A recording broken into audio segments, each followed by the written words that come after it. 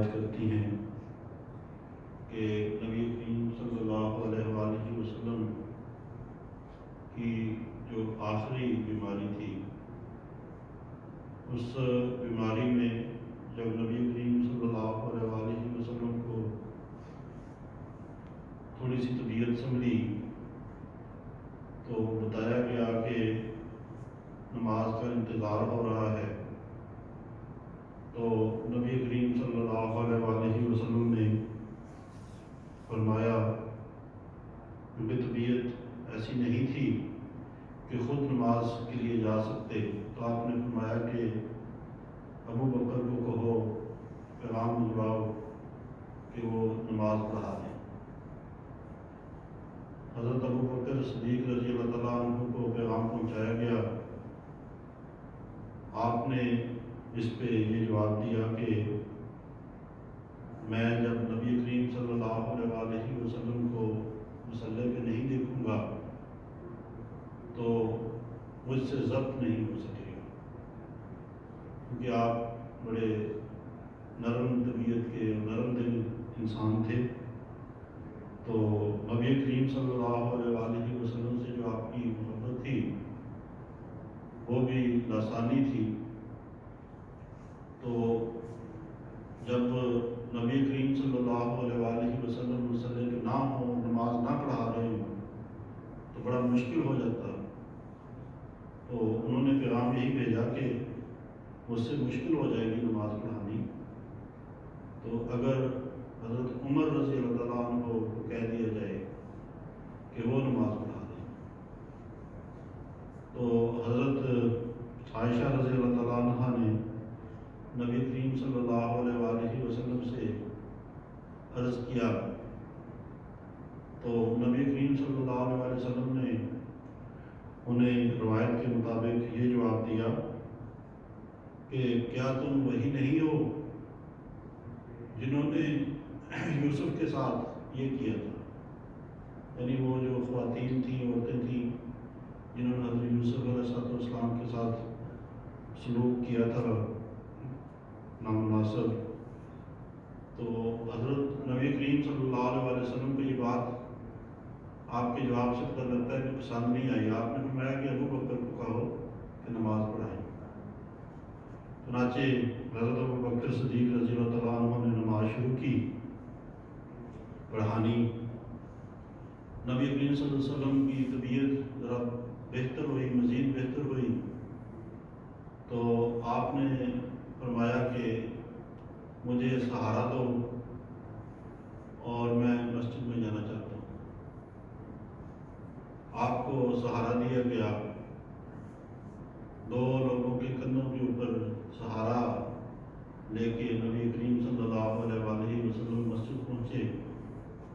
حضرت ابو بکر صدیق رضی اللہ تعالیٰ عنہ اس وقت نماز پڑھا رہے تھے۔ جب انہوں نے دیکھا، محسوس کیا کہ نبی صلی اللہ علیہ وسلم تشریف لا رہے ہیں تو وہ پیچھے ہٹنے لگی تاکہ نبی صلی اللہ علیہ وسلم نماز کے لیے جو مصلی پہ آ جائیں اور نماز پڑھانا شروع کریں۔ تو نبی کریم صلی اللہ علیہ وسلم نے اشارے سے یہ کہا کہ وہیں رہیں، اور نبی صلی اللہ علیہ وسلم ان کے بائیں طرف بیٹھ گئے۔ حضرت ابو بکر صدیق کھڑے ہو کے نماز پڑھا رہے تھے، نبی صلی اللہ علیہ وسلم بائیں طرف بیٹھ گئے، اور نبی صلی اللہ علیہ وسلم تکبیرات کہتے، حضرت ابو بکر نبی کریم صلی اللہ علیہ وسلم کی تکبیرات کی اتباع کرتے، اور جو نمازی ہیں وہ نبی کریم صلی اللہ علیہ وسلم جو وہ حضرت ابو بکر صدیق رضی اللہ عنہ کی تکبیرات کی اتباع کرتے۔ یہ نبی کریم صلی اللہ علیہ وآلہ وسلم کی آخری نماز تھی۔ اسی بیماری میں حضرت انس رضی اللہ تعالیٰ عنہ روایت کرتے ہیں کہ اسی بیماری میں نبی کریم صلی اللہ علیہ وآلہ وسلم کی حضرت ابو بکر صدیق رضی اللہ تعالیٰ عنہ تیمارداری کر رہے تھے، اور جب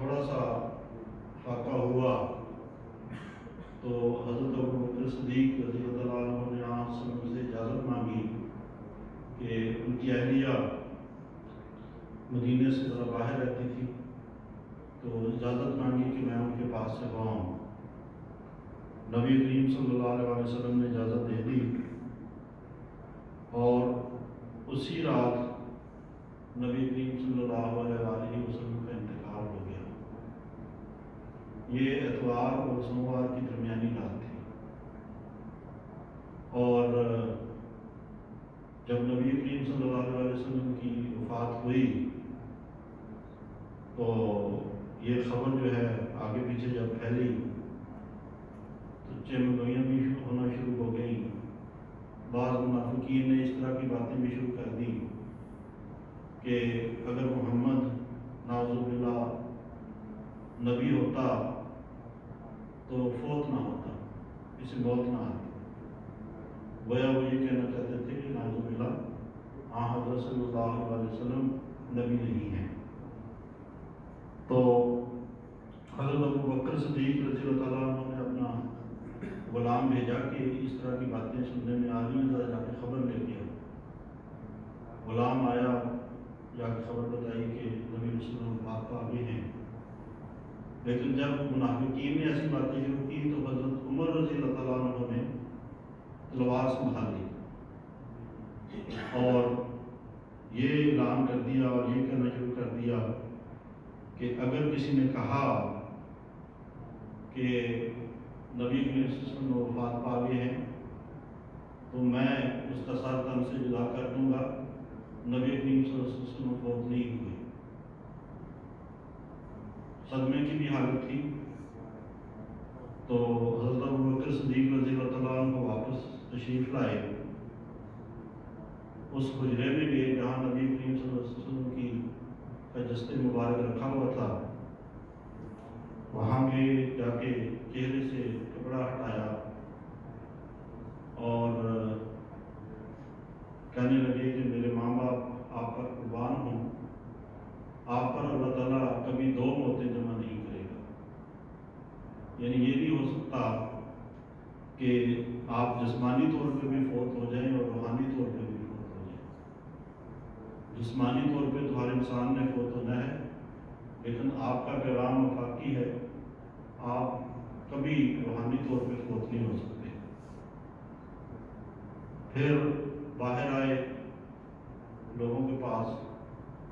اور آپ نے ایک مختصر تقریر کی۔ اس تقریر میں آپ نے فرمایا کہ اے لوگوں سن لو کہ جو تم میں سے محمد صلی اللہ علیہ وسلم کی عبادت کرتا تھا وہ سن لے کہ محمد فوت ہو گئے، اور جو محمد کے رب کی عبادت کرتا تھا وہ یاد رکھے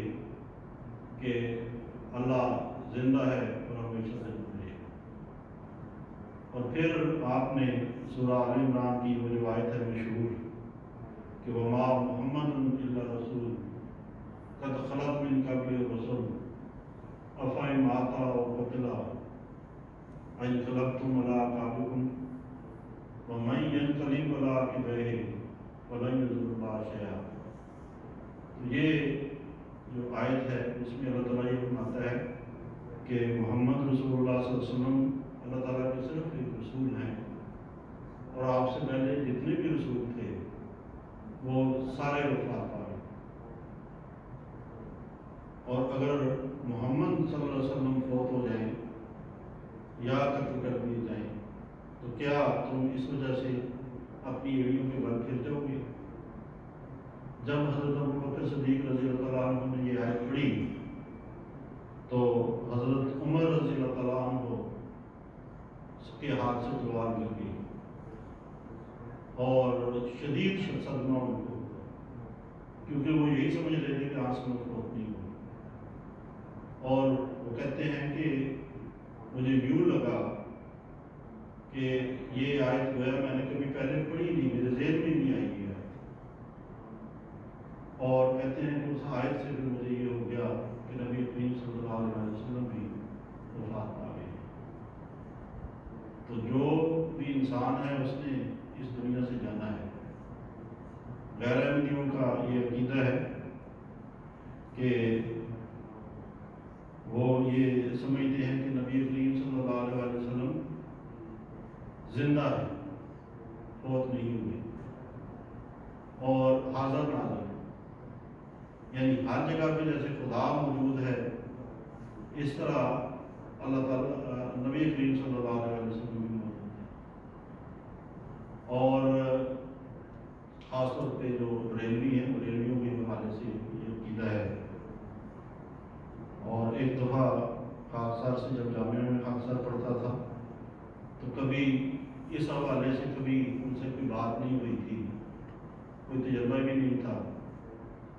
تو ہمارے علاقے کے ایک بڑے کہہ لیں گے معزز اور اثر رسوخ والے ایک دوست تھے بزرگ، وہ ہمارے گھر آئے ہوئے تھے اور میں جامعہ سے آیا ہوا تھا۔ تو انہوں نے اسی حوالے سے حضرت عیسیٰ علیہ السلام کی وفات، نبی کریم صلی اللہ علیہ وسلم کے حوالے سے یہ بات شروع کر دی۔ تو وہ کہتے ہیں نبی وسلم بھی زندہ ہے۔ جب آپ کہتے ہیں کہ آپ دلیل دیتے ہیں کہ یہ کیسے ممکن ہے کہ عیسیٰ جو ہے وہ تو زندہ ہوں اور نبی کریم صلی اللہ علیہ وسلم فوت ہو جائیں، یہ غیرت کا مقام ہے، تو کہنے لگے کہ کس نے کہا ہے کہ نبی صلی اللہ علیہ وسلم فوت ہو گئے؟ نبی کریم صلی اللہ علیہ وسلم بھی زندہ ہے اور حاضر ناظر ہیں، جہاں موجود ہیں، جہاں ہم بیٹھے ہوئے ہیں۔ تو اب میں سوچ بھی پڑ گیا، تجربہ بھی نہیں تھا، لیکن پھر اچانک ایک کہہ لیں کہ اللہ تعالیٰ کی طرف سے جو مدد آتی ہے، وہ جو حدیث ہے آپ صلی اللہ علیہ وسلم کی، جس میں آپ نے فرمایا کہ قیامت والے دن میرے بعد صحابہ جو ہیں ان کو فرشتے پکڑ کے تو دوزخ کی طرف لے کے جا رہے ہیں، اور میں اس وقت جب دیکھوں گا تو میں فرشتوں سے کہوں گا کہ ایسا ہے بھی نہیں ہے، تو میرے صحابہ ہیں، تم ان کو کہاں لے کے جا رہے ہو؟ تو وہ مجھے جواب دیں گے کہ آپ کو نہیں پتا کہ آپ کے بعد ان کے عمل کیا ہو گئے تھے، انہوں نے کیا کرنا شروع کر دیا تھا۔ تو وہاں نبی کریم صلی اللہ علیہ وسلم نے فرمایا کہ میں یہ ان کو جواب دوں گا، اقول کما قال صالح، کہ جو خدا تعالیٰ کے سارے بندے حضرت عیسیٰ علیہ السلام نے فرمایا ہوا ہے، کہا ہے، کہ جو ان کا جواب ہوگا میں بھی وہی جواب دوں گا فرشتوں سے کہ وَكُنْتُ عَلَيْهِمْ شَهِيدًا مَا دُمْتُ فِيهِمْ فَلَمَّا تَوَفَّيْتَنِي كُنْتَ أَنْتَ رَقِيبَ عَلَيْهِمْ، کہ میں تو ان کے اوپر نگران رہا جب تک میں ان کے درمیان رہا، جب اے خدا تم نے مجھے وفات دے دی تو مجھے نہیں پتا کہ وہ کیا کرتے ہیں۔ تو یہ جو دلیل میں نے دی ان کو، کہ یہاں تو پتہ چلتا ہے کہ نبی کریم صلی اللہ علیہ وسلم کو جو آپ کے بعد ہونے والے واقعات ہیں ان کا علم نہیں ہے۔ اگر وہ حاضر ناظر ہوں اور زندہ ہوں تو پھر صحابہ جو آپ کے مطابق ظاہری وفات تھی، اس کے بعد جو صحابہ نکلے ہوں تو نبی صلی اللہ علیہ وسلم کو پتہ ہونا چاہیے تھا، یہ جواب بنتا نہیں۔ تو برحال وہ لاجواب ہو گیا اور تھوڑا سا کسیانہ سا ہو کے کہنے لگا کہ اگر ان کو پتہ نہیں تھا تو انہوں نے یہ کیسے کہا کہ قیامت والے دن یہ سوال ہوگا، میں یہ جواب دوں گا؟ تو یہ تو ایسی خامخواہ کی بات تھی، لیکن بات یہی ہے کہ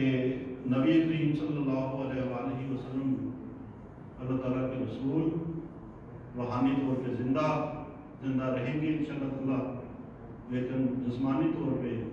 آپ وفات پا گئے ہیں، تمام ان رسولوں کی طرح جو آپ سے کہہ رہے تھے۔ اللہم صلی اللہ علیہ وسلم۔